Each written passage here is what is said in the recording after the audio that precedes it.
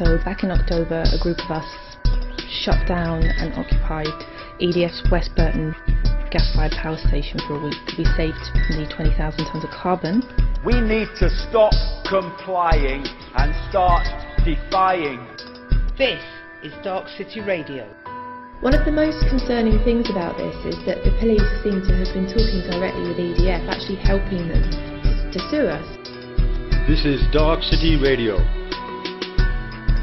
East Sussex County Council then came up with a scheme of a link road. I am eager to hear what you've done, how you've got there, how these backhanded, well, I don't know whether there is a conspiracy or the left hand really doesn't know what the right hand is doing within our council offices, This is Darkcity Radio. They didn't have the proper licences in place to cut the hedgerows down or to take the stumps of the trees out.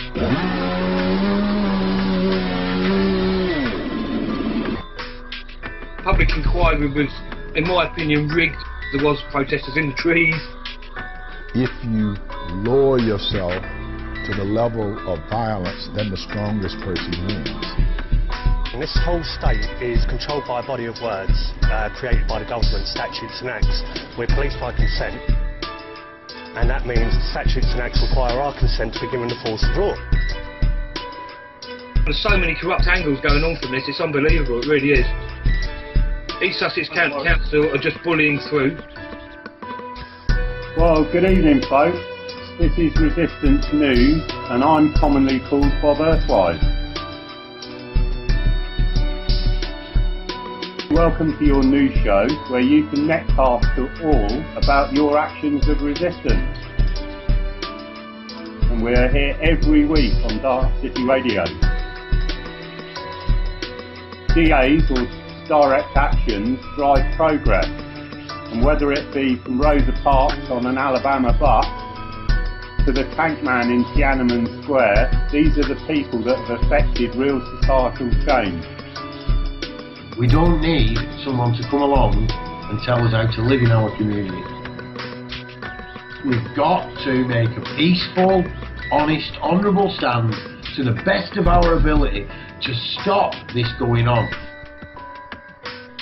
And now, please welcome the Darkcity Radio Resistance News Crew.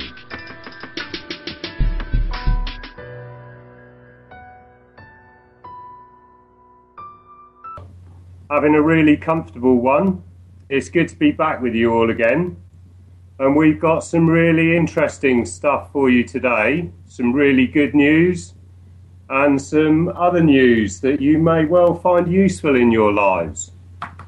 And to start with, I'd like to welcome Danny in. He's from Void Mortgage, and they've been having quite a lot of success in helping people out. How you doing, Danny? Evening, Bob, how you doing? Yeah, I'm good. Perhaps you could give us a little background on Void Mortgage. Yeah, sure. Well, it's something that came together with the fact that a lot of people were losing their houses and still are. I think it was 35,000 or something daft last year in the UK alone.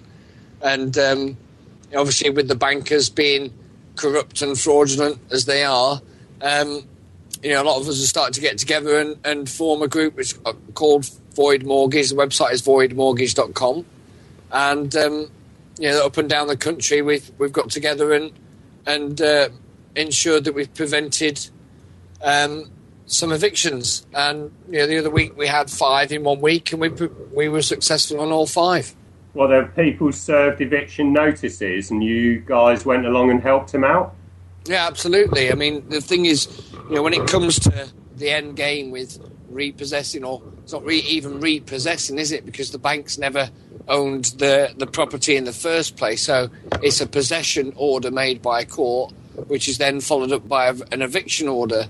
But the thing is, when the bailiffs come along, obviously it's a civil matter, it's a civil issue between the bank and between the mortgagee. So basically, the if the bailiffs haven't got their proper paperwork, which they very rarely do, such as a signed EX96, then they can't enter the premises. They can't come on the land, and they certainly can't use force. You know, even with a normal eviction notices, they can't use any force. So if you literally stand your ground and don't consent and don't move, there's not a lot they can do apart from stand there and you've got a standoff, and then obviously at some point somebody's got to go home for their tea. So, and I think that obviously the thing is, in the past, a lot of people have just taken it on the chin and, oh, I've lost my house and I'm going to walk out of my house and lose my house. But you know, that's not the case anymore, and I think we're turning the tide now, and the police are being educated by the work that we're doing. One of our videos that is connected to our group has had nearly 200,000 hits in less than a month, and that's called The People versus the Banks, and it's 45 minutes of watching a standoff at somebody trying to be evicted by bailiffs and police, and then the police realise that they can't use any force, the bailiffs can't use any force if they go on the land they're trespassing, and they haven't got the right paperwork, and so the police, rightly so, tell the bailiffs to move on before they breach the peace. That video, is that on YouTube, presumably? It is, absolutely, yes. It's, it's being duplicated and mirrored, and other people are posting it as well. It's called The People versus the Banks, and the website is voidmortgage.com. Brilliant. We'll put up, obviously, at the end of this, all the links so that everyone can find their way around what we're talking about, and hopefully they'll get inspiration from it. Yeah, I mean, we've got some going on next week. Like, I know on Monday there's one in Port Talbot in Wales at 11 o'clock. So if anybody can get to Junction 38 on the M4, then get in touch with us. It's already listed as an event on voidmortgage.com. Can they, get in touch with email through that with you? Yes, they can. admin@voidmortgage.com. Brilliant. Okay, well, we'll get those links up as well. So presumably you're active all over the country then? Well, that's it. And, we want to get different groups going, so they can work kind of, on their own, such as down here in the southwest where I am, and up in the northwest as well, to ensure that, when push comes to shove, people can come and help each other out. That's what it's about, especially when it comes down to the banks. Yeah, definitely. You mentioned a certain form that the bailiffs need to have. That was which form? I think it's called an EX96. Okay, and presumably that has to be properly signed by a judge and... Exactly, and et cetera, et cetera. It has to be signed by the claimant, basically, and they never do because it makes them suddenly liable. And what you find is that when you have an eviction, you get certain people turn up, such as obviously a locksmith and a bailiff, and that kind of thing. And somebody has to act as an agent for the claimants. And sometimes it's a locksmith, sometimes it's the court bailiff. It's all very strange how they do it. Yeah, from my experience of having watched bailiffs operate, normally they turn up with the police as well. I mean, has that been your experience? No, absolutely. I mean, there was 3 evictions planned for within 2 hours of each other in Nottingham the other week, and basically, the police were there to be there to help them, but because we peacefully didn't consent and didn't move, nothing was done because they couldn't use force. I mean, I'd always thought that the police were there merely to prevent a breach of the peace. They are, yes. That's exactly what that's the only reason they're there, because it's a civil matter. But they tend to behave like they're acting on the authority of the bailiffs. Well, exactly, and that's what we've got to turn around. That's exactly one of the things that's got to be turned around, is that the thing is we've got to educate the police. I mean, that video that's up there, the people versus the banks, it's exactly does that right there in the 40 minutes in the video, because the police turn up and they're on the bailiff's side, and then we point out the law to them, we say to the police officers, we're due to get this paperwork and it should be signed and this, that, the other. So they go away to the bailiffs and they talk with them, and they come back and, they've clearly not got what they need, and they know that. And that's why they back off, and that's why they tell the bailiffs in the end to leave before they themselves get arrested. So they end up actually standing on their oath? Yes, more or less, exactly. I mean, that's the thing, they do the right thing. The police in that video do the right thing, and it's a great educational tool, and we're hoping that a lot of police forces around the country are showing it, to their police officers and to their police constables under oath. Wow. Well, that would be a massive step forward, wouldn't it? Well, exactly, and I think this is the crucial thing, isn't it, really? I mean, when you think about it, the other thing is with the void mortgage is that it's a very strong legal argument. It's not just about keeping people in their homes. It's the fact that since 1989, the banks have not signed the deeds. And they've also not put a contract in place with the person taking out the mortgage. And that's a reason for that, because what they've done is they've created what we call as a mortgage gap. And when you sign the deed, under law, Mortgage Act 1980 and the Land Registry Act 1989, when you sign the deed, the charge on the land registry onto the property from the bank should go on the land registry instantly. The moment you sign the deed, it's within seconds. Happens at the same time. The other thing is the bank should sign the deed or sign a contract with you for the money. And what we found is that actually the banks and the mortgage companies have not been signing the deed. They've not been complying with these sections of the law, and therefore the charge on the land registry on these properties, in fact, probably most properties since 1989, are void because they've not complied with the law, because the bank has not signed the deed, and therefore it's the mortgage is a disposition for the land, for the property. And that's the key legal wording, really, which really turns this on its head. And, we've been fighting this for many years, and we're in the courts with this at the moment, and all the banks and the land registry and the Crown are all throwing Green versus Eagle Star court case at us.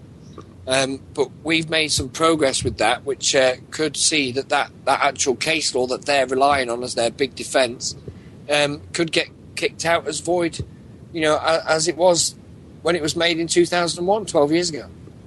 Can you perhaps explain what Green versus Eagle Star is? Well, Green versus Eagle Star has become case law because it went to the High Courts and stuff of appeal.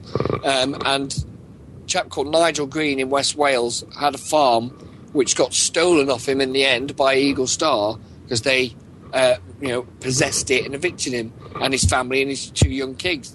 But he noticed that the bank had not signed his mortgage deed.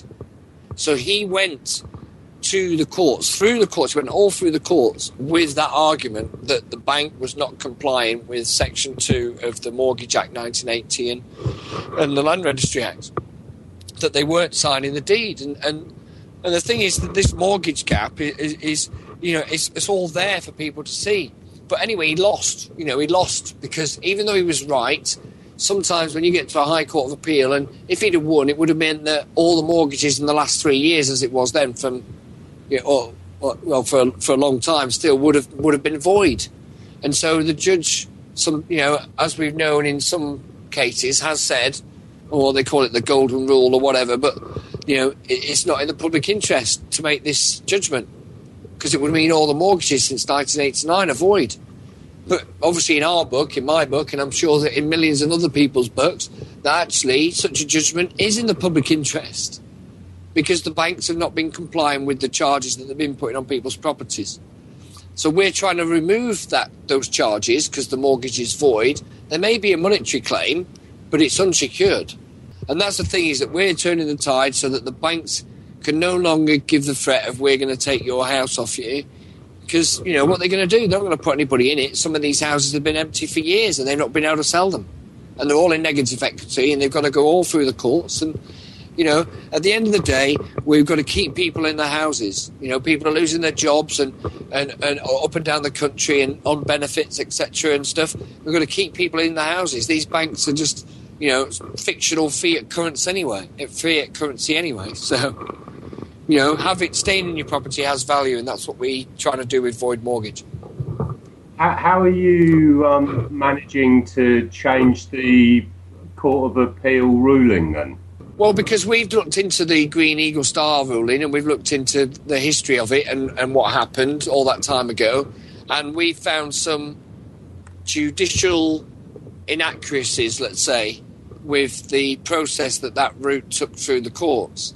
And we've just tracked down Nigel Green and been able to talk to him firsthand and let him know of these facts. And he's very excited about the fact that he could be able to void his order and go back to Zurich or whatever they're called now, own Eagle Star, and get some compensation for what they did. Oh, well, that's good news for him, isn't it? Well, exactly. But if obviously we go into the appeal courts now, and the only thing the bank is relying on with this argument is Green versus Eagle Star, and we be able to say that judgment is a void, it's a nullity, then it just opens the door for the argument to take place and for a judge to look at what we know now. And we know a lot more now than Nigel Green knew on his own 12 years ago. It's just amazing, isn't it? Because as far as I'm aware, that any property, when it changes hands, it's mandatory to register it within 2 months. Well, yeah, but with the way that it's done, with the new rules and stuff and everything being electronic now, and even the mortgage, the actual money is created, isn't it, electronically? You sign the deed, and they create the money on the back of your promise to pay. It's not like if I borrowed a tenner off you, Bob, you'd have to have it in your wallet. You know what I mean? Yeah. Where you borrow a mortgage off a bank, and they create it the moment you say that you promise to pay them back. You're borrowing your own money. Well, yeah, what I was going to say, isn't it actually your signature that creates that money? Yeah. Because without that, the bank can't do anything, can they? Exactly. But they don't disclose that. They don't disclose the fact that they... Yeah, sorry. That's all right. No, you carry on. Well, they don't disclose the fact that when you sign that deed, it's everything. You're giving away power of attorney on that account. You're creating the money that you're promising back to pay, and you're giving them the right to put the charge on the property and come and get it back if you don't pay the mortgage back with the interest. It's unreal, and therefore there may be a monetary claim, but certainly they can't charge you interest because it was your money in the first place. So it's not a debt. Yes, that was going to be my exact next point. Is you pay back the capital. Something you borrow 230 grand for buying a house, you pay back 230 grand. Yeah, exactly, because you created that in the first place. Exactly. And when you pay it back, you're bringing it into reality. Yeah, exactly. And some of these, this argument is gonna really get explored and torn apart now. And obviously, if we can make some progress with Nigel Green's case and stuff, and Green versus Eagle Star, then it's almost like, taking the last layer of clothing off, and the banks are going to be stood there naked in the court. And we'll be going, look what they've been doing. And it's bigger than LIBOR, and it's bigger than the PPI claims. This could affect this could topple everything, But I don't think it'll get to that because they won't let it. But if it keeps people in their houses in the short term and the long term, then let's keep going, because this isn't going to stop. This is just going to gain momentum. I mean, my knowledge of commercial law, for want of a better word, is that it pretty much applies globally. So can you see this working in other countries as well? Well, yeah, especially, I think it could. I think one of the interesting things is that we've found out recently is that Scotland and Germany, they comply with this law. They sign the deed, and they do the charge properly. It's all done properly when you do it under Scottish law and when you do it under German law. But under the UK and England and Wales, they've been doing it wrong for years and years. So I think until we start to look at other countries and how their laws, are with property and charges and banks and mortgages, at the moment we just know that we found a massive loophole that they've been exploiting. Because, you see, they sell on the debt. As soon as you create it, they sell it on, and then they lend it back to you, and, it's just the whole thing's a charade. It's fraud. basically. Yeah, technically, legally, lawfully, it's fraud. And that carries a prison sentence, of course. Well, obviously, I'm sure that if anybody knows what's happened to people in Iceland, or not people in Iceland, but the Icelandic government being sacked and, the people taking over and putting the bankers in the jail and, saying goodbye to the IMF's debt and stuff, it's just fantastic. Well, this is certainly... I can't see this hitting the mainstream media anytime soon. So anything we can do to help you guys get information out there, we most certainly will. Well, that would be great. Just promote the website and obviously anybody knows anybody who's in trouble, with behind with their mortgage payments or might get their house, stolen from the banks, then get in touch with us. We're there to help. And actually, this is coming at a really good time when... Oh, yeah. Timing is everything, and this, the timing is perfect for this, isn't it? Yeah, and, the way that everyone's behaving with property at the moment as well, whether it be in the rented sector or not, suddenly if you're going to have to pay extra money, extra tax... It's just unbelievable how people are being made to feel insecure when, in fact, their home should be the safest place they know. Exactly. Every Englishman's home is his castle. Yeah, without the cannons, unfortunately. Quite. But you guys sound like you're the cannons. Well, we've got to fight back, haven't we? We're fighting back peacefully. We're not doing anything unlawfully or illegally. We're purely standing on the law, and these fraudsters, these banksters, and the bailiffs and the police have been walking over people too long, and we're just standing our ground and standing on the law and making sure that they're educated and do things properly. And obviously, if you've got the choice of consenting to give up your home or actually I'll stay and just make sure they can't come in, then it's logical, isn't it? Absolutely, yeah. I mean, are you getting any feedback from the authorities? Well, yeah, absolutely. I mean, we're making sure that before the evictions, that the chief constable of the counties are put on notice, and that we want to make sure that they ensure that their soldiers, their constables on oath, and their policy enforcers, whatever you want to call them, that they do the right thing, and that they are only there to make sure there's no breach of the peace. And if anybody breaks the law, more often than not, it's probably going to be the bailiff. So you're using all their rules and legislation exactly as they would, but to make sure that everything is lawful? Yeah, exactly. I suppose it's like we've got our own guns, but we're using their bullets. Yeah, that's a good analogy. Hi, Dan. It's Chris here. Chris? I've watched the movie, the YouTube video on People versus the Banks, and it was amazing, really, to see that Mr. Higgs put in his place. It was beautiful, wasn't it? Removed from the premises. It brought a tear to my eye right at the end when the chief inspector got his guys to stand down and got the bailiff to stand down. It's brilliant. I was just wondering what happened next. Well, that's a good question. The part 2 of that story hasn't surfaced on YouTube yet, and it will tell the story of part 2. And it's no secret that what happened next was that they came back a few weeks later with a slightly different kind of paperwork, which was completed correctly, by all accounts, I believe. But they did take the property, but they did use force. They did break the law, and it was recorded. And obviously, because it was recorded, and because people broke the law, there's people looking at private prosecutions against the people that acted that day, including the chap that you mentioned earlier. Obviously, you can't speak too much about that. Yeah, and obviously we can't put that on YouTube, etc., and stuff. But the thing is, I will tell you this: the family and the rightful owner of that property, the legal, lawful occupier, is now back in that property.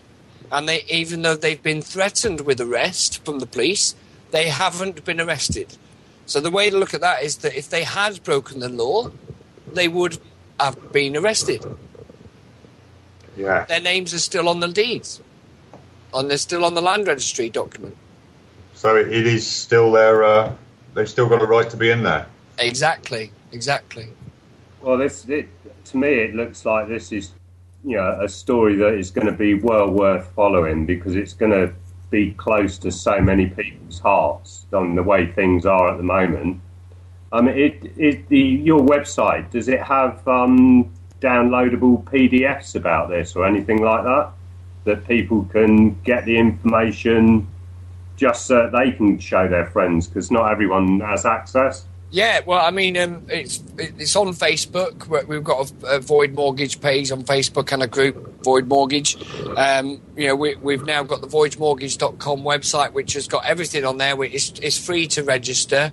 We've got events listed publicly on there about where they are around the country and the dates, the locations, etc. Like the one I mentioned in Port Talbot, 11 o'clock Monday morning. So, we're doing our best to bring all this together, and it seems to have its own life at the moment. People coming out the woodwork and pledging support up and down the country, which is great. And especially within, obviously, the freedom movement, if you want to give it that title and stuff, there's been a real good response to the video and what we're doing. Oh, I'm glad there's a lot of people getting behind it, because often that's, the hardest thing is to get the initial first few steps out there. But I guess because it's about people's homes, everyone's going to take much more notice. Well, exactly. They really are, and this affects it affects the police officers. When they come to help the bailiffs, we're pointing out to the police officers: have you got a mortgage that you've taken out since 1989? It's probably void. At least the charge at the land registry is probably void. There might be a monetary claim, but the banks are coming in to the courts asking to repossess the houses, and they're doing that because when you go through the court process, it's only 60 quid or 100 quid to file a possession claim, but to file a monetary claim for several £100,000, it costs several £1,000s to do that, and they know that. I hadn't even considered the difference in that. Oh yeah, but I mean, imagine if they came after everybody's money. The legal fees for coming after the money is far outweighs the legal fees for coming after the possession of the property. And at the end of the day, I guess you just need to go bankrupt on that. If you've got a ward against you, hundreds of thousands of pounds plus thousands of pounds costs. Well, yeah, I mean, all the costs incurred onto are put onto your mortgage fee. So they even it doesn't cost them as such, because they turn around and say, oh well, you owe this extra 10 grand because we took you to court as well and you lost your property, you owe us this money, and it just goes from there. It's a snowball effect. Oh, I have been thinking about this over the last few days, but the magnitude of it has just suddenly hit me. I mean, that isn't what gave me the coffin fit. It's quite staggering, the effect that this is going to have, as far as I can see it. Well, yeah, and my situation is that I realised, that there's a lot to this, and the legal case is very, very strong, and now it's got even stronger. The more we find out, and for years ago, I decided that actually, you know what, I'm not going to pay council tax anymore because I couldn't afford it at the time, and I found out that student properties didn't pay. So I stopped paying. That was 3 years ago. And last year, they made me bankrupt, Plymouth City Council, for not paying. And obviously, if the charge is removed off my property because the mortgage is void, as I'm going to apply to the land registry shortly to remove it, then the debt between me and the bank becomes an unsecured debt. And if I'm bankrupt, then that goes to the official receiver. Yes. So now my house is in a trust in my daughter's name. It could all get very interesting. Plus, if it's your place of business, because that's been a tool, they can't take it away anyway.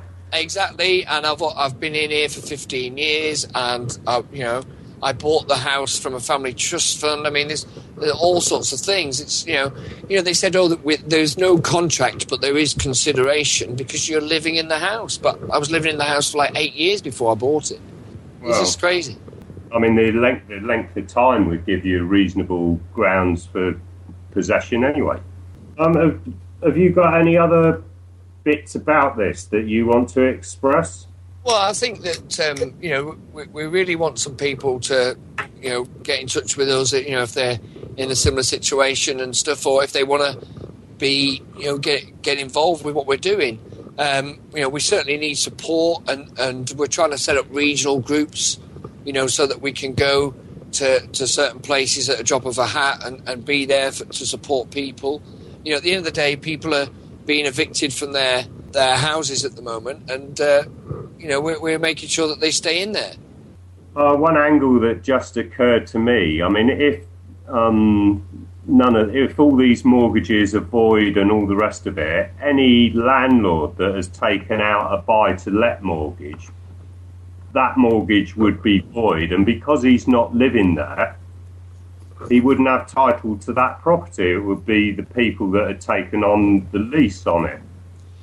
Well, yeah, it does get quite complicated. And then obviously there's the new squatter law, that's come in as well last September and stuff. So, there's a lot more to consider now. But, as ignorance of the law is no excuse, is it? No, well, possession is 9/10. Exactly, that's another good one to quote. Absolutely, possession is 9/10. You can't be squatting somewhere where you've lived. Yes. That's an oxymoron, isn't it? Yeah. But like Microsoft works. Yeah. It's never been empty, so how can you squat it? Well, there's all these technicalities, isn't there? And I think one of the really interesting things is at the end of the day, it's a civil matter, isn't it? It's a civil matter between you and the bank. And because the bank send the heavies and the courts and all that stuff, and then they get the police to back them up, it's all a bit Gestapo-y. Yeah. And yet really, it's just between you and the bank. Yeah, or a bank. Yeah, but that's not the way it's perceived on the street when they come and take your house. It's it's very different than when you went and signed the paperwork with and had a cup of coffee in the bank and stuff. Yeah, it's perceived as anti-establishment, actually, isn't it? Yeah, quite.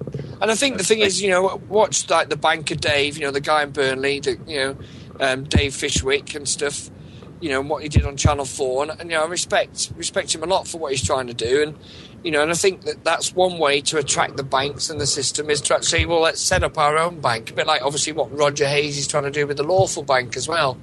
But the thing is, we're at the other end of the scale. We're fighting the banks from the other end. What happens when you don't pay them back? They come after your houses, they come after your cars, they come after etc., etc., and we're going to defend our rights to our houses, because what's the bank going to do? They're not going to suddenly sell it or put somebody in it to defend it. A lot of these people who have actually been evicted unlawfully and by force have then gone back in, and they're still in now years later.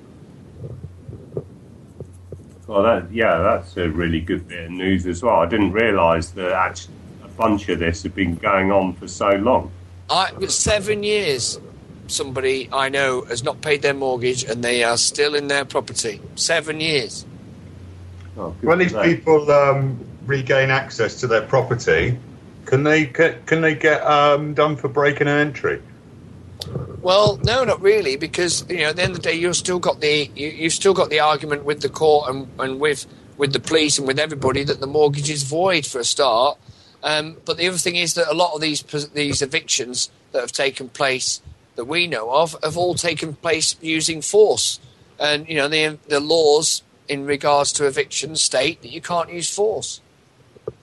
And so if the eviction that's taken place is void in effect by they used force to do it, they committed a crime, and therefore you can lawfully get back in it, put your notices up, and then you've got to go back to the court and they've got to apply for another eviction notice. And this is what we're doing now, is looking at criminal prosecutions against any of these bailiffs or the police that aid and abet any unlawful evictions. When you say you put your notices up, are you talking the denial of implied right of access? Well, there's that as a kind of starter for 10, if you like, but there's a lot more than that. We're trying to make sure everybody's on notice about everything. It's like, that certain people got back in their house the other week, and as soon as they did, we let everybody know. The police, the estate agent, the bank, and the courts. I'd like to thank Danny very much for all this information, and I'd really hope that he can keep us up to date with all the information as it comes in, and we'll get the information out there, and you can join us again and again, Danny. Possible, and keep you guys informed of, the latest news. And as I say, go to the website, voidmortgage.com. Okay, Danny, well, with the podcast, we'll include all this information, of course, and, keep in touch with us, and we'll keep in touch with you, and we'll see you back here soon with more good news. Brilliant. Thanks, Bob. Take care. Have a good evening, mate. Wow, yeah, Bob, hold on here. Well, welcome back, folks. The information that Danny was giving us, I really think is quite massive, and we are most certainly going to be following that and bringing you any updates, any other relevant bits and pieces whenever we can. On that note, there was an interesting appeals court case. In fact, it's another quite massive thing with Mr. Cat. And I'd like to bring Chris in, if I can, and we'll just talk about this a bit. It's I'll just dig out the actual judgment now. The Court of Appeal ruled that John Cat's human rights were breached when he was placed on a police national extremism database, despite never having been involved in any crime. I mean, it's unreal, isn't it? Yeah, it's outrageous that there is this database. And it appears that any time that you disagree. Want to express your disgust with something in a I'm going to be there and I'm going to say it point of view, suddenly you're an extremist. Yeah, I mean, whatever happened to our freedoms for speech and expression? Yeah, it's not good at all. Very intrusive. Well, it's worse than that, really, isn't it? It's it's no different to being put on a DNA database, or fingerprinted, or having your retina scanned. How do they think this is necessary? I mean, if you have committed a crime, that's a whole different thing altogether. If you've caused harm, damage, or loss. But when you're just saying, hey, look, I really don't like this and I want you to change it, but you do it on the street somewhere. There must be people within the police force that are questioning activists going on this list, because activists are being turned into the big boogeyman with this with these lists, and there must be people within the police force saying, questioning it themselves. Well, exactly. I mean, one of the comments that Mr. Cat, I mean, he's evidently 88, and he said, I hope that this judgment will bring an end to the abusive and intimidating monitoring of peaceful protesters by police forces nationwide. Police surveillance of this kind only serves to undermine our democracy and deter lawful process. Well, that's it. And Mr. Katz said that after the judgment was handed down by the High Court. In one hand, they give us a right to peaceful protest, and in the other hand, they put us on a terrorist list. What's going on? Well, presumably, we don't have a right to protest. Not really, because you have to apply for a licence now, don't you? Yeah, it's just lip service, isn't it? You know, it's no different to holding an event, really. You have to apply to be able to have a protest. You know, I've never applied for any protest. But that's the way the police like it. You know, I mean, if you and I went and did something on our own, that wouldn't, you know, it wouldn't be a problem, would it? Because, you know, they could send 5 police officers and they would be able to stop us doing it. But if you've got thousands of people, then they have to supply more enforcement to be able to stop that happening, which is why they need to know beforehand, because, you know, they'd be screwed otherwise, wouldn't they? Yeah. Thousands of people suddenly appearing is hard to police.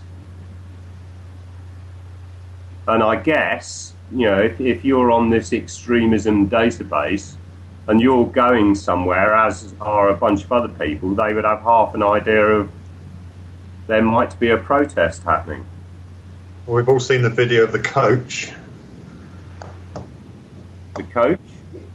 Where I can't remember what protest it was right now, but the police wouldn't let them get off the coach. There was a whole coach load of protesters, and they wouldn't let them get off the coach, and they escorted the coach along the motorway. There's people wanted a toilet break. They wouldn't let them pull over, and it was all to do with organising it. Well, I believe once you organise it, you're screwed, really. Yeah. I mean, I guess I'm just trying to find the police have been keeping this database. Think of the magnitude of this. Yeah.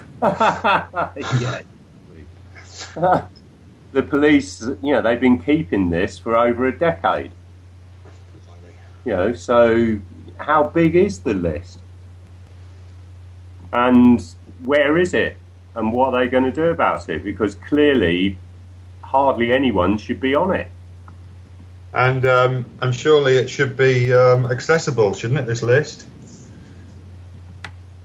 Well, you'd think, yeah, under the Freedom of Information Act. Yeah. It ought to be. That'd be interesting. Maybe somebody out there listening might want to try that one out. Yeah, someone needs to get on the case for that one. Someone get a Freedom of Information sent off for that one, please. Yeah, the police, they are considering whether to appeal against the appeal. I wonder why. Anyway, I just thought it'd be good to chat through that bit of news because, you know, that's another little win, isn't it? You know, that there's an unlawful list being kept for more than 10 years. But it's like lately we're seeing nothing but wins, are we? Well, yeah, I mean, I don't want to get too euphoric about it because it seems to me that there is a huge way to go yet. However, talking of wins, there was another nice one as well this week, and EDF Energy, the bullying French power company, have dropped their £5 million lawsuit against the No Dash for Gas activists. Whee! Yeah, isn't it? I bet they're happy about that. What is it? Was it 300,000 each they were being charged? Well, you know, they had no intention of even thinking that way, that I could gather from Eva when I spoke to her. I mean, they were convinced that there was massive support for them. I mean, when we did speak on the radio, there were, she said, 55,000 signatures. That went up to 64,000 before that petition was shut. And evidently there were hundreds of people, allegedly, their alleged customers, said that they were going to go to another power company and try and find a greener one as well, hundreds. And I think that suddenly EDF would have considered what happened to McDonald's, because they were another bullying company that decided to take on activists, and there was such a massive support that there was no way that they could ever win it. So, yeah, that was really good to get that bit of news earlier. And you know, good luck to you guys at No Dash for Gas. In case you're listening, you know, we've supported what you're doing, and I know that you still got to go to court. You pleaded guilty to various charges, and we wish you all the best with that, because at the end of the day, you prevented some pollution. And you know, direct action, sometimes you have to break the law in order to make sure things don't happen. You know, there were women that did it with aircraft. They went and damaged aircraft so that they couldn't be used to bomb populations. I think it was in Malaysia, and they won that one. So there is precedence out there all the time of sometimes, you know, you've got to do these things. Yeah, I mean, if you get the facts out there, there's no reason why you shouldn't get practically full support. But it's just getting the facts out there. Exactly. Well, I know that we've got Boris and Anne Carey in the green room. Do you guys want to come in and say hi now? Yeah, like Bob, just with what you were talking about there with information gathering, I've been on a few protests in the last few months, all locally, and every policeman's wearing a little camera on their front. You can tell it's turned on just by this little red flashing light. The camera doesn't even stick out much. That's probably what they're doing, information gathering on everybody that's about on this protest, you know. So is the little red light their idea of a notice? I would imagine so. They don't like it when we point it out to people, that when the little red light's flashing, you're being filmed. You know, the cameras are really, really small, you know, like pen cameras. And they don't like it the other way. If you camera, they don't. The police haven't had any problem with that so far. I will say so far they haven't had any problem with cameras whatsoever. We've had them right in their faces. We've recorded silly conversations. The police haven't really minded. It's the old bailiff guys, whatever they're called, the High Court bailiffs. They're the ones that don't like the cameras. They've got very big cameras that they point at us as well. So we're trying to wonder, because in the court case, not the court case, but in the case that we're involved with at the moment, we've heard that these bailiffs won't hand over their footage to the police, or being selective on what they're handing over. So it makes us wonder where all this footage goes. Is that going off to somewhere else apart from a police database? Is it a private database being built up amongst security companies, maybe? Could that be going on? Well, that would surprise me. Be making some kind of training video out of it. Try and find a way around our actions. Yeah, they're permanently there with massive cameras. There's 4 of them that are there, this one squad. They're definitely not police. They're definitely part of Shergroup bailiffs. But yeah, I was going to have a guy here today, actually, that was going to be speaking about an action he's winning with the council about keeping his BMX track, well, their BMX track together in the woods. But he walked past the pub last night, a little altercation with some bouncers, and he's in hospital still, so he can't speak at the moment, to us anyway. So I've asked Anne to come in. Anne was involved in an action in Hastings today. Well, on the back to the Link Road thing, anyway, Bob. And all work seems to have slowed down on that at the moment. They're just clearing away the destruction that they caused. Hi guys. Oh, there's Anne. Hello, Anne. You all right? Yeah, there's loads of feedback coming through. Welcome to Resistance News. It's good to have you back on Dark City again. Could you tell us a bit about what you've been involved in today? Yeah, absolutely, yeah. Basically, I've been helping to run People Against Welfare Reform since last year, and we have had a protest today, which was organised a while ago.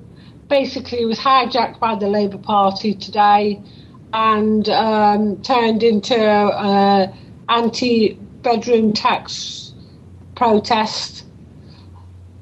So, you know, we've gone along today and we've got involved and spoken to the Labour politicians and the public and all the rest of it, and obviously realising that for the Labour Party to get involved at this stage in the game, weeks before the bedroom tax is about to be brought in, is a little bit suspect. I've got a lot to talk about of what's going on, what we've found out, what research that we've done, and all the rest of it. So yeah, that's the angle I'm coming from tonight. Brilliant, Anne. Well, it sounds like you've got a lot to talk about, and if it's cool with the crew, maybe we can go after the hour. Hi, it's Rupert, and when my homosexual tendencies are at their height, I like to listen to the Darkcity, because Barbara makes me feel pretty. Where you go, Bob? Extended. I couldn't resist that. Excuse me. Away you go, Bob. Oh, thank you, Paul. Yeah, welcome back, people. And are you still there, Anne? I am indeed, yeah. Good. It'd be great to carry on with what we were chatting about beforehand. And as we're really into the Darkcity crew time, I'd be great if any of the Darkcity crew can join in with us as well. Are you good with that, Anne? Absolutely, yeah. The more the merrier, definitely. And of course, Boris and Chris. So everyone's welcome. So where did we get to, Anne? Well, we had a little chat this afternoon, didn't we? Yeah, we did, yeah. We were talking about the fact that what has gone on today. So today I attended a protest in my local hometown. As you know, there was a lot of protests today all around nationally about the bedroom tax. Yeah, that's quite a thing today. So, what happened was people against welfare reforms were protesting for a long time last year, along with lots of other groups. And we had an event planned for today. And then, miraculously, 2 weeks ago, we heard from the Labour Party that they had organised an event on the very same day, the very same place, at the very same time. So, obviously, got lots of publicity from the media. So many people in lots of areas who had already organised events went along. Basically, it was a hijacking off the Labour Party. Well, they decided that they were going to use people's upset with what's happening with bedrooms and the welfare state in general. They decided to get political clout out of it. Well, basically, yeah. I mean, they could argue the point as much as they like. But my point of view would be this. I've sat outside the town hall since last year on many occasions and got a petition, talked to people, given out leaflets, all the rest of it, about the welfare reforms, not just the bedroom tax. The bedroom tax is just one aspect of the welfare reforms, right? As far as I myself and other people are concerned, the bedroom tax is something they're going to introduce to see how the land lies. Now, the fact that the Labour Party have not made any noise about this whatsoever and got involved today for the first time in many areas shows many of us that this is just basically getting political points because there's an election coming up soon, not because they care about the people. Well, interestingly, I've heard that there's been a number of letters from councils go out to people that are claiming council tax benefit, and if you're on, say, working tax credit, and you're eligible then for council tax benefit, they are now only allowing people 80%.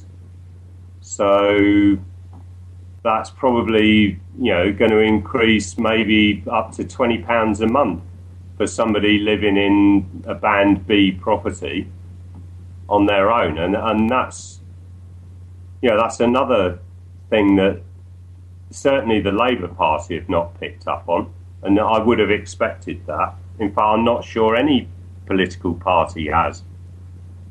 They're just rubber stamping it, all of them. And this, seems to me to be very similar to the council tax, to the bedroom tax.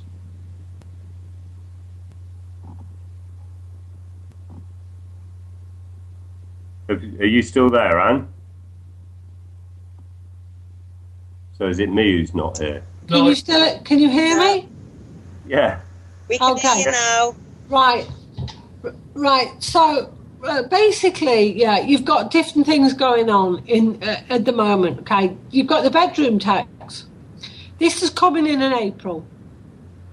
Now you've also got the universal credit, which is going to be coming in October. Now, both of these are going to be affecting people as far as the rents go. I believe that the reason why the government has brought in the bedroom tax in April is because they're trying to see how the land lies, right? Now, when the universal credit comes into place in October, it's going to affect a hell of a lot more people than the bedroom tax. This is why I've got a problem with people like groups like the Labour getting involved at the last minute, because the universal credit, right, the government has decided to change the amount of rent that people get. And they're going to change it from housing benefit to a local housing allowance. Now, the local housing allowance won't be subject to market prices of rents in whatever area you're in. It will be subject to the CPI, which is a consumer price index. So basically, they are going to now be putting the amount of rates that you get, because they're changing it from housing benefit to the local housing allowance, and that will be subject to the consumer price index, right? This is so different from the actual rent. This is 70%. The rents have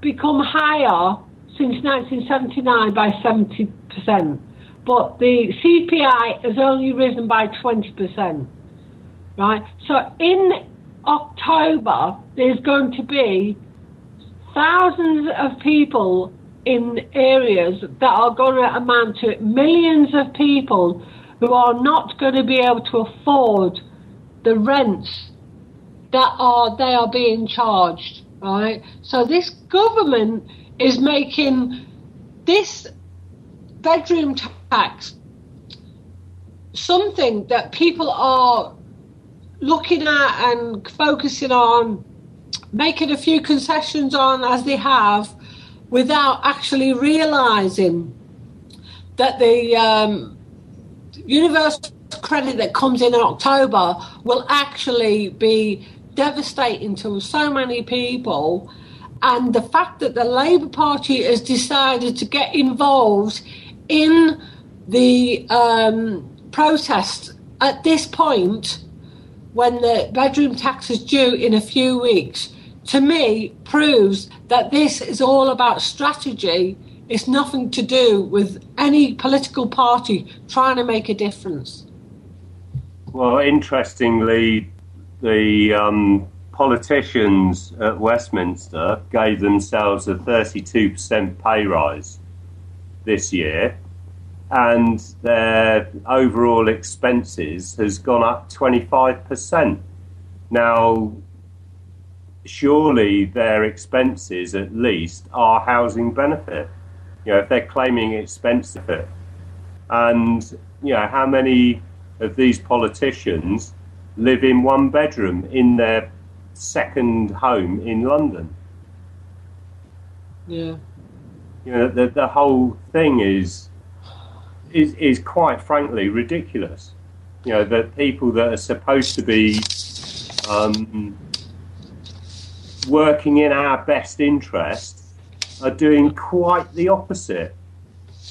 They're taking away from people they're supposed to be working for and giving it to themselves. Well, exactly. The thing is, right, as far as I'm concerned, I've been involved with this fight against welfare reform since last year. Now, and I've been doing a lot of research, which I've shared with a lot of people. I have sat outside the town hall on my own, talking to people, gone door to door, or, you know, outside the job centre, all the rest of it, right?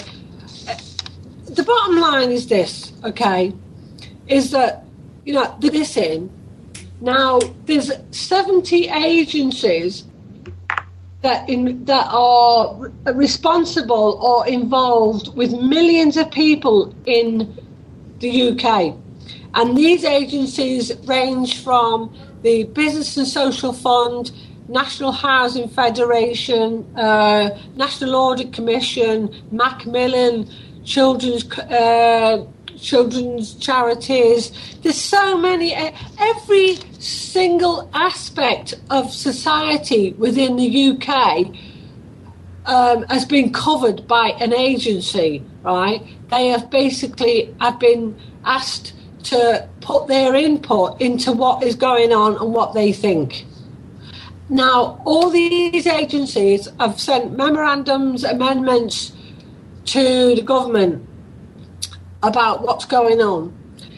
And what they've actually said to them is that these reforms are not going to help the housing problems in the UK. They're not going to help. They're not going to save any money for the taxpayers in the UK. They're basically going to be the opposite. They're going to cause so much problems for all the people in society who are already suffering, right? Including children, the disabled, sick people, people who got cancer, the poorest in society. These are all the people that are going to be suffering. So this government has been told quite blatantly by all the agencies that are covering millions of people in the UK, including the social housing and the local London councils, that this is not something that's going to work. They've decided to ignore all of these people. When they put these reforms to the House of Lords, you know, there's a system that these twats have to go through where they have to, you know, put this through the House of Lords, and it has to get passed by the House of Lords and all the rest of it. The House of Lords looked into this and said to the government, you can't do this. You cannot be penalising people for not having a bedroom. You can't penalise people for not having the money to pay if you've got a spare bedroom, because there was never enough smaller social housing built ever in the first place.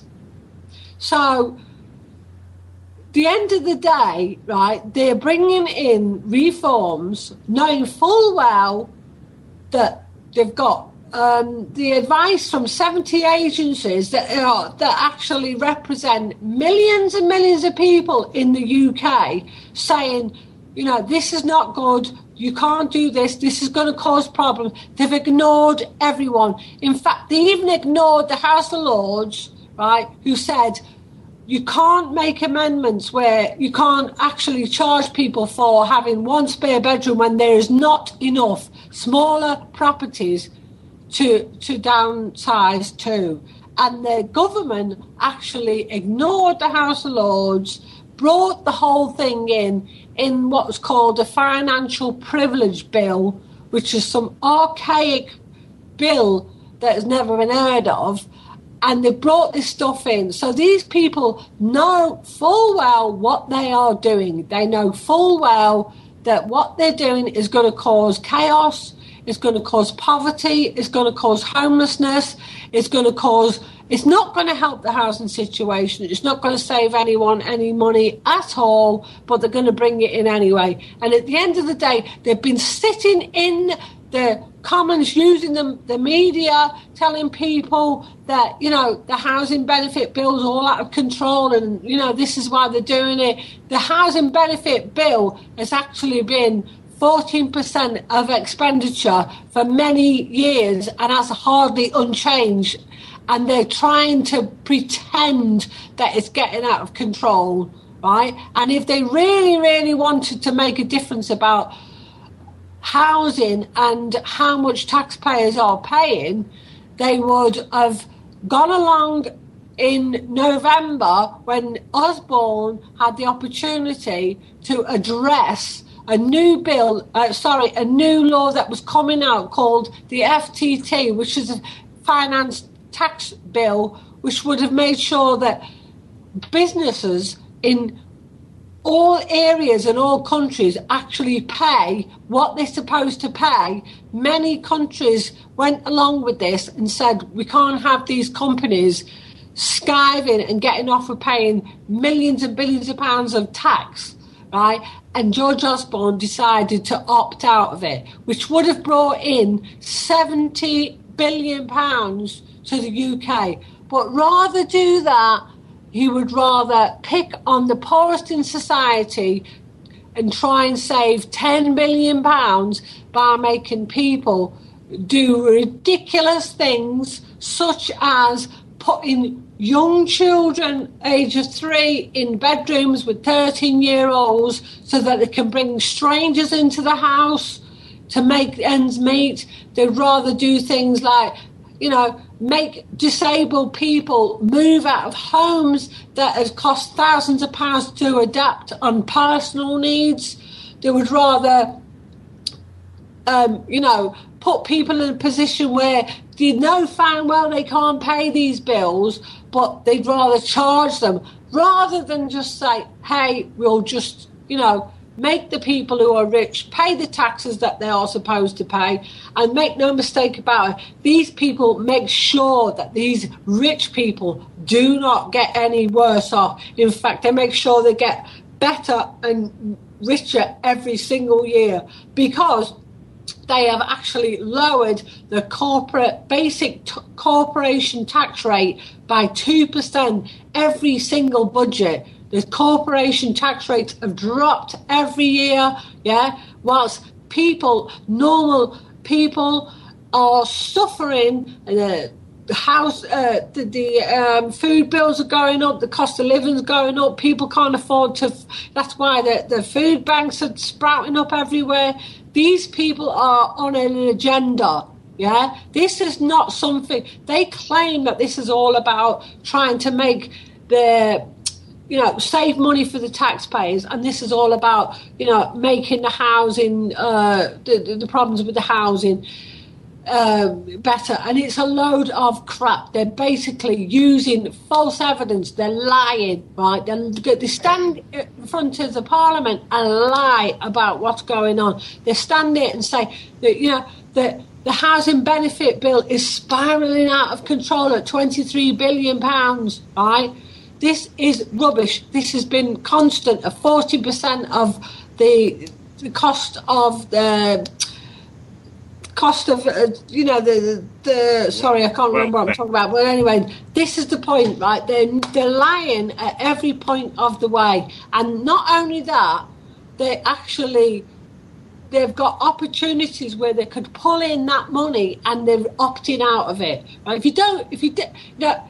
If you don't realise that these people are doing this on purpose by now, I do not know what. Because you can't have any more proof when a government has actually ignored the fact that they could get £70 billion from corporations and businesses, but refuse to, but would rather make people, poor people, people with disabled people, sick people suffer, right?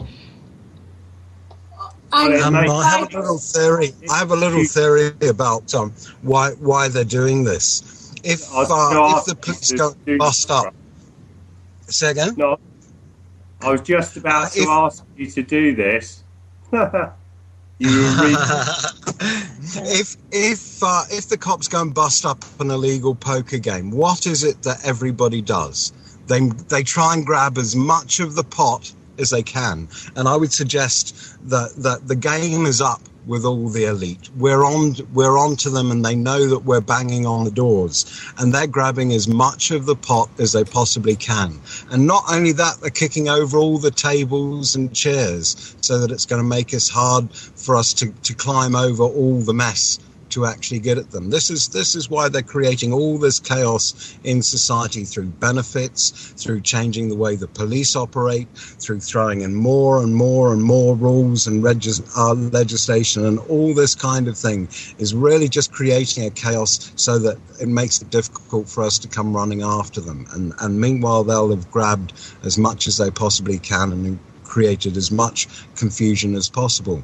You've got to remember the motto. The motto is ordo ab chaos. That means order out of chaos. First they create the chaos, and then they impose upon it the kind of order that they want to impose. And Carly had something to say too, I think. I did, and I was listening intently there, honey, and I wanted to ask you. I have got a solution, but I want you to go over again what you were saying earlier about the universal credit and the implementation of that come October, and what that is actually going to mean for people out there.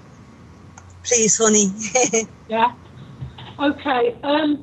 Yeah, sure, yeah. Well, basically, what they're going to do is the universal credit system is going to make a lot of changes. It's going to actually, one of the things they're going to do is they're going to make people on benefits be paid monthly. Now, the implications of being paid monthly are that people will not have enough money at the end of the month to be able to make ends meet, right? That is obvious, right? If you're going to say to people, we're going to take X amount of money out of what you're usually given, right, for the bedroom tax, you're then going to be short. So these people, they are forcing people to get the money through banks, right? So therefore, you know, they're also forcing people to pay the rent with direct debit. As far as I'm concerned, this is another excuse for them to make sure that the banks are going to make more money, because at the end of the day, if someone's getting paid monthly and they haven't got enough money at the end of the month to pay the direct debit, then the bank takes X amount of money because you haven't got that. So this is just another excuse for them to make profits for banks. The other thing is with the universal credit is the rents. This is one of the things that people are not realising, because everyone's concentrating on the bedroom tax. Now, what they're going to do is they're going to change it so it won't be housing benefit anymore. It'll be local housing allowance, and they're going to be putting the local housing allowance, and they're going to fit that to not to the market prices as we are used to. They're going to fit it to the CPI, which is the Consumer Price Index. And this was basically a lot lower than the housing, the market for the housing. So what they're actually doing by doing this is saying, right, well, to give you for an instance, right, since 1979, the rents have risen by 70%, but the CPI has only risen by 20%. So by doing this, they are going to have an allowance for people for rent, which is a lot lower than the actual rent is required. And by doing this, it means that people won't be getting the full rent covered, and they will have even more, not just the bedroom tax, but even more to contribute. And this is people who are living on the breadline, okay? So by doing this, they are going to cause people to... And this is something that lots of different agencies have put to the government, including the Business and Social Housing Federation, the National Audit Commission. All the agencies who've looked at what's going on with universal credit have all said the same thing. By doing this, you are going to cause actual poverty, homelessness, evictions. You know, they're saying you can't do this, and yet the government has ignored 70 agencies, all of whom speak for millions of people in the UK, and gone along with it anyway. Even the House of Lords have said to them, you are abusing your power by doing this. They've still done it. And if we don't, if we can't see as a public, as people, what these people are actually up to by doing this, I don't know what. They are actually trying to create a problem that is the magnitude is unbelievable. They're going to create problems in all areas where people are going to have to be homeless because they cannot afford to stay in their homes. Absolutely. So, I think they're trying to make the poor as they possibly can to basically get them out on the streets. And, in conjunction with this, they've also brought in all the squatting laws as well, so that people don't have alternatives of where to go. They're taking away the whole life support for everybody who is down the bottom end of the chain. And at the same time, they've got all this propaganda trying to create an us and them attitude between workers and shirkers. Yeah, workers and shirkers. So at the same time, they're putting all this financial pressure on people. They're putting a whole lot of they're creating moral splits in society along with it. And I understand Chris had something to say as well. So Chris, do you want to ask your question? Yeah, a little bit of worry on my side, really. I hear people saying that there's a deficit in the tax, and they shouldn't be picking on us. They should be picking on the corporations. And I'm just worried that we will vote and give power, or we will protest and then give power to the arm of the government to change the law, to close the legal loopholes on certain groups, and it'll end up coming and hitting us, and not who we wanted it to hit in the first place. We've got to be very careful on voting for more power to the governments. This isn't something that really like an end game scenario. I mean, it's appearing more and more like that to me. That things are being pushed to the point where they will definitely go one way or the other. It's almost getting to be a black and white situation. I mean, I've seen lately with before.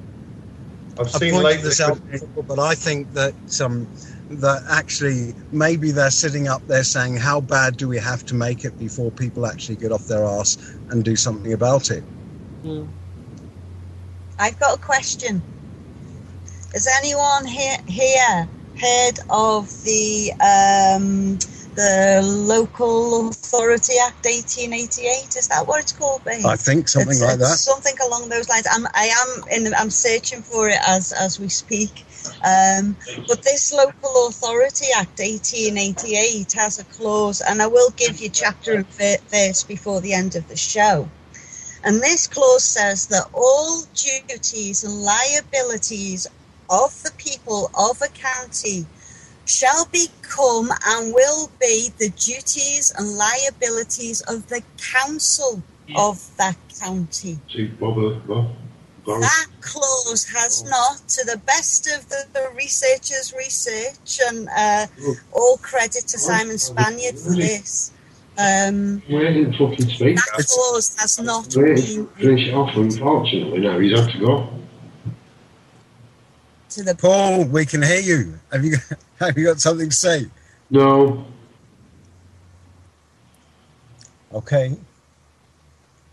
Can we get the link posted up for the Spaniards video on this? Exactly. Yeah, we'll find a link for that, and we'll put it in chat and in Skype. Brilliant. But if people search for White Rabbit Education on YouTube, they will certainly find it.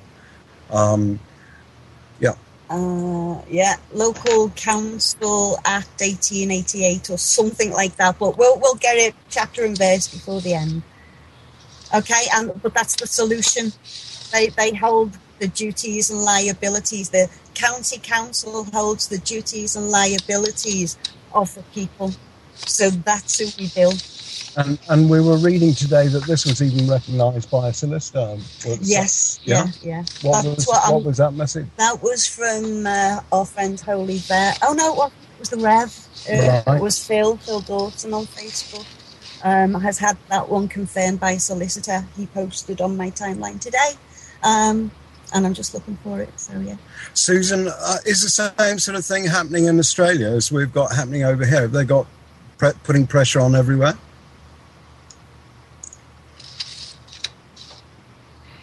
I'm not aware of it. I don't know. I really can't comment on that. Sorry. I shall look into it to see. I don't think we do have a bedroom tax here. I do know all the single mothers with children. I know that they're all just being put off what we call the pension here, Social Security. Once their children turn 7, they have to go to work. Wow. Yeah. Just going for the most vulnerable right around the world, right around the planet. I can hear it as soon as the child's 5. So it's kind of worse. Say again. Over here in the UK, as soon as your children are 5, you have to go to work. I wasn't even aware of that. So do they class school as work? Do they class school as work, Bob? Sorry? Do they class school as work? It's the mums that have to go to work. If you home age, sorry. But sorry, my mistake. I thought you were talking about the children. It confused me somewhat. I did. That's probably next year, Chris, I would think.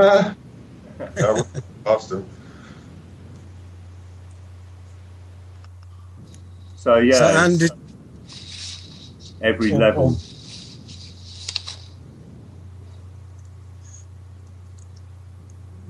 Or Bob, did you have more to say, or Anne? I've got. Sorry, no, I just muted then. I was done with my bit for a little while. It's definitely end game. I can't see that there's, the Thatcher government started it, tried it, and this is just all the extremes coming in now. So that's all I've got to say on it, really.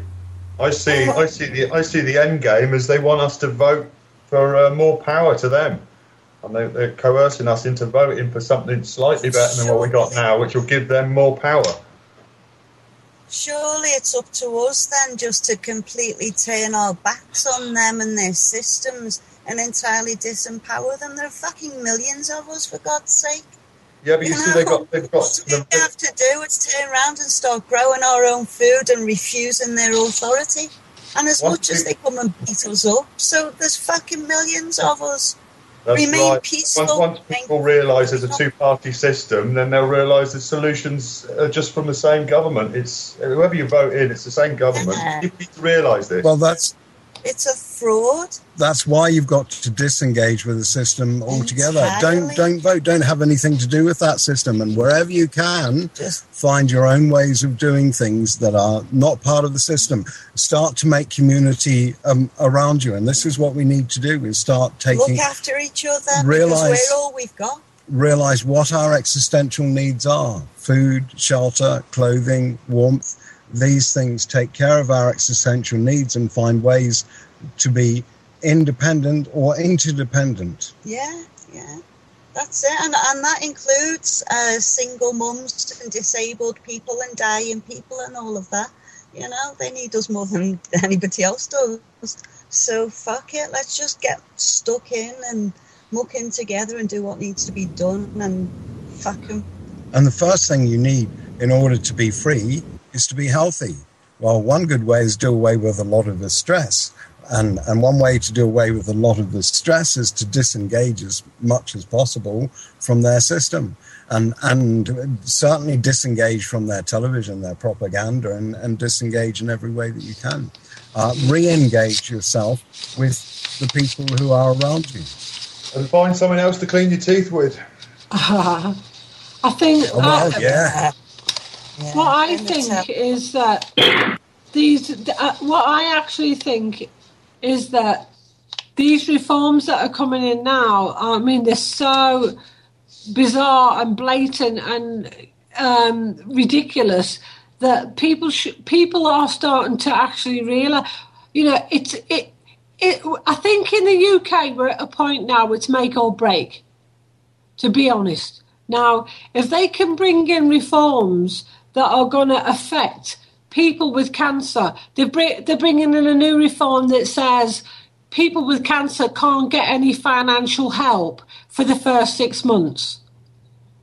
Now, this is the first 6 months when people actually need help. If you get cancer, it's obvious, okay? They're bringing in reforms. They're trying to say that that people who've got a 3-year-old and a 13-year-old having their own bedrooms, and we all know that a 3-year-old and a 13-year-old have got different needs as far as their lifestyle and everything goes. This government is trying to say that we should put the 3-year-old and the 13-year-old together, therefore creating a spare bedroom, which we should then give to a stranger. Now, you know, the fact that they are trying to say that people should bring, you know, strangers into their home when they've got young children is completely bizarre and out of order. You know, so a lot of people, when you think about the reforms in reality of how they're going to affect people, you know, you have to say these people are completely off their trolleys. You can't expect people to bring strangers into their home when they've got young children. No, definitely not. You can't expect people who have to share, who can't actually share a bed because of illness, to be forced to share a bed. Yeah, you can't expect people who have shared. You can't expect a couple who've divorced and one of them has got the children full time and the other one has the children on occasional weekends to be told that they're no longer able to have their children because the government says that the 2 bedrooms that they've got they shouldn't have, and they either have to pay or move. You know, these reforms are so blatantly, you know, out of order. They are so creating so much problems in the UK with people with illnesses, disabled, sick, people in poverty, single parents, all the vulnerable people in the UK, right? If we allow them to get away with this, we are actually doomed. That's why it's so important that we fight all of this, right? It's so important that people start standing up and facing up to what is really going on, not just in the UK, but worldwide. because this is it. This is Agenda 21, and this is how they're going to bring it through. And we have to fight it every step of the way. If that means standing up on your own in the street and talking to people, as I do, then that's what needs to be done, okay? We need to stop talking about it and get out there and letting people know, because if we don't, we really are in the shit. Great show, peeps. Great show. I take it that with the Dark City shows run right over, which is really good. It's really good to give people the opportunity to speak. That's what it's all about. We're just sitting here and listening for most of it. And it just appears, from an outsider's perspective looking in, that the masters are complaining of the puppets they voted for. Well, I don't get it. I just don't get it. They are bringing what in? They are doing what? What is it they are doing? I am they you speak of. I am the they you speak of. That's what perplexes me. Who are they? We're the masters. They're the puppets. And we complain at their actions because we don't know which strings to pull. I think you're right. No, I think you're more than right, Anne. I don't think you're having a vision of the future. I think you're seeing what's gone on already. Now let's just take a moment. Moments are nice. When you're the rich elite sat in front of your TV screen, on the internet, chatting about it. Oh, yeah.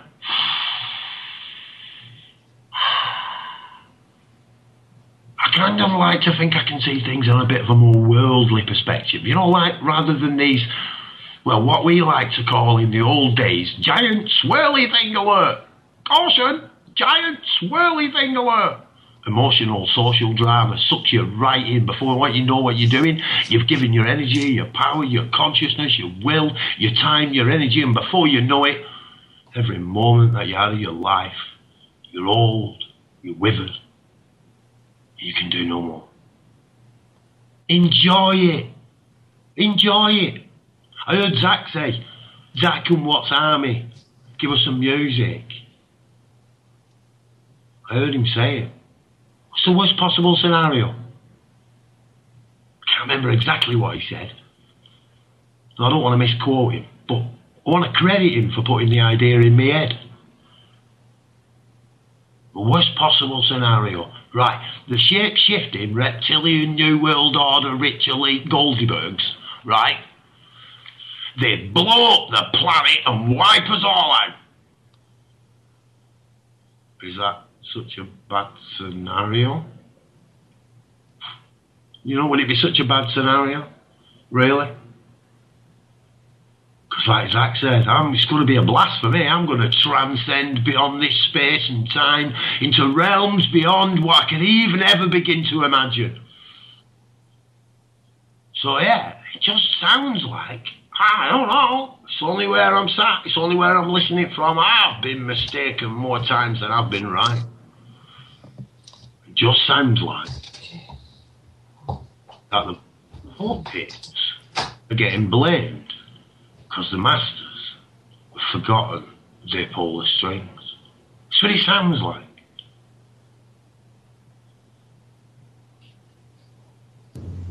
I don't know, for most of the show, for me, it's sounding much more like the masters are beginning to find the strings to pull. You know, right from when Resistance News started, each of the threats was about people finding the right strings. Finding their mastery, and this, I think, is what Paul was saying too. Know yourself, then pull your own strings.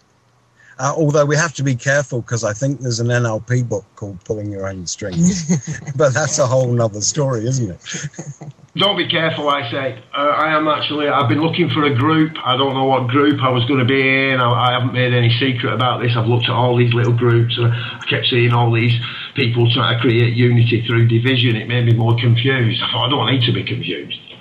You know, I'm aware of the Gladio effect. You know, we're all going to defend our position. What's your position? We're confused. All right, carry on. So, yeah, I've been looking for a group, and so far I've got up to What Army? What Army? Yeah. I think I'm going to get myself. The thing about groups is, groups can be divided. Individuals can't be divided. So if we walk our paths as individuals, individable individuals, with common interests and things that we agree on and things that we disagree on, and what the fuck, it doesn't matter. We're not a group, we're individuals. Carly and I. I'm actually a magical turtle. I mean, I'm actually a magical turtle. That's who I actually am. You know, that's who I actually am. That's where I'm going, you know. And if anybody can actually tell me where I can get hold of a magical turtle and puppet, I'd like several. I want several. I'm going to move right out of sense into nonsense. I've been trying to make sense for years. There's no point. I think I'm beginning to move into Zach's army. That's where I think I want to be. That's where I think I want to be. I think I'm getting woke up in these places, and I keep... Can I just... shown these things. Make a point. I've been shown these things and put before me, and these ideas, and there's some brilliant stuff, some real genius stuff. And we seem to just get wrapped into loads of stuff we can't really do anything about. You know, we really can't. I mean, these things about the government placing taxes on us, this hasn't just started. This has been going on over and over and over again, repeatedly. Really has repeatedly. And we're just beginning to kind of get a bit of a burden on it. Look at some of the Far Eastern countries and have a look how much their basic supplies of lice have quadrupled. Literally in a real short space of time. The poorest of the world now really getting poorer. And believe you me, we are nowhere near poor. We're really not. What are we actually fighting for? What are we actually fighting for? What have they got us into this position where we're willing to defend and fight? It worries me, that. Like I say, I'm just one guy, you know, who likes to try and give you all a platform. So, there's a few of you there who haven't actually had a chance to speak tonight. If you want to, please do so, because we've got about 10 minutes-ish left. We can always run over, but we are endeavouring to kind of work to some kind of schedule. But hey, it's your radio. Can I just quickly make a point? I'm sorry. Yeah, don't be sorry, sweetheart. Your sorrow does no good, nor your soul. It really doesn't. So, yeah, if anybody does want to chip in, so you can go and have another chip there, Anne. I was just trying to pass it over to the others that have joined us. Oh, yeah, that's fine. Yeah, no worries. That's okay, Anne. Go on. Go ahead, love. No, obviously, if there's other people who want to chat, I'm quite happy to shut up. I don't know yet, love. They might not do, and there might be plenty of time for you to speak. I really don't know. I'm just wanting to put that out there and see if they do, you know. Well, anyway, I'm sure they will in a minute. But I just want to make a few points. What you were saying about, you know, first of all, is it a good thing that we just get blown to smithereens and that's the end of us and all the rest of it, right? As far as I'm concerned, or whatever, you know, we're all adults. You know, we see how the world's going, and we think, well, is it better to do that? But at the end of the day, I personally am here for the children. Right, I'm here for the children. We've got to think about the children of this world. Now, this fucking government, right, this idiot in power has got a cheek to stand up in the Houses of Commons and say, you know, he wants to see the end of child poverty by 2020, right? Whilst he's actually doing the complete opposite, right? He's doing the complete opposite and making sure that by 2020 there will be nothing but child poverty, right? Now, you've got the Save the Children organisation has warned that the benefit cap.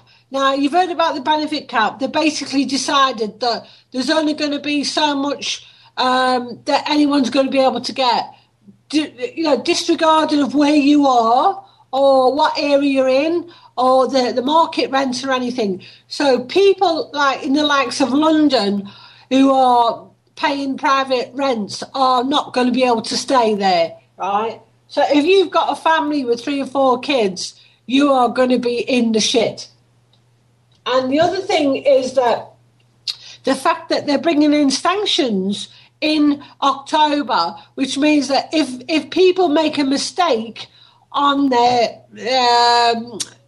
when they make claims, if they make a mistake, they will get sanctions, and then sanctions are going to be between 2 weeks and 3 years, right? That means that them children are going to be going without food. This is supposedly against the United Nations Charter on Children's Rights on Article 3 that says that children's best interest should always be adhered to, right? So all the stuff that this government is doing is actually going against all the UN's Charter on protection of children. So if nothing else, we should be fighting on every corner for our children. Yeah, personally, I totally disagree with you. I wouldn't use children as a manipulative tool in any source or any field whatsoever. That's part of the Gladio system. It's not manipulating. It's not manipulating. Put into play in the 1947s, and that information can be found quite easily. Anyway, apologies to the people who were coming for the bedroom tax. It has run over. There's a lot of people, a lot of passion, want to put a lot of information out there. We are getting towards the end of it. We've got all this time on the server at our hands, and we get to a certain point, and we haven't got enough time. It's amazing substance, isn't it? Amazing substance. So I see that, Price and Kelly. Yeah, we'll sort that out for you, man. You can take that, or you can take it over. No worries at all. We'll put a little bit of music on. My apologies again. That's all I can say, especially to Dawn, who got her stuff together tonight. But we'll bring that to you as soon as possible. We'll post it up and we'll slip it in, and we can even do a recording. So there we go.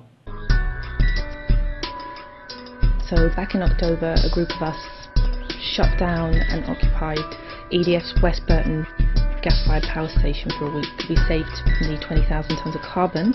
We need to stop complying and start defying. This is Dark City Radio.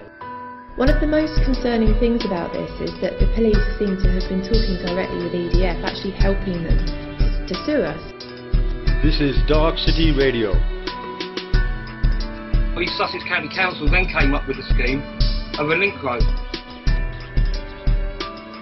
I am eager to hear what you've done, how you've got there, how these backhanded, well, I don't know whether there is a conspiracy or the left hand really doesn't know what the right hand is doing within our council offices, This is Dark City Radio.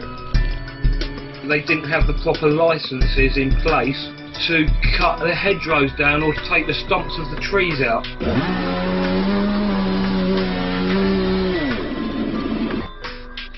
Public inquiry was, in my opinion, rigged. There was protesters in the trees. If you lower yourself to the level of violence, then the strongest person wins. And this whole state is controlled by a body of words created by the government, statutes and acts. We're policed by consent, and that means statutes and acts require our consent to be given the force of law. There's so many corrupt angles going on from this, it's unbelievable, it really is. East Sussex County Council are just bullying through.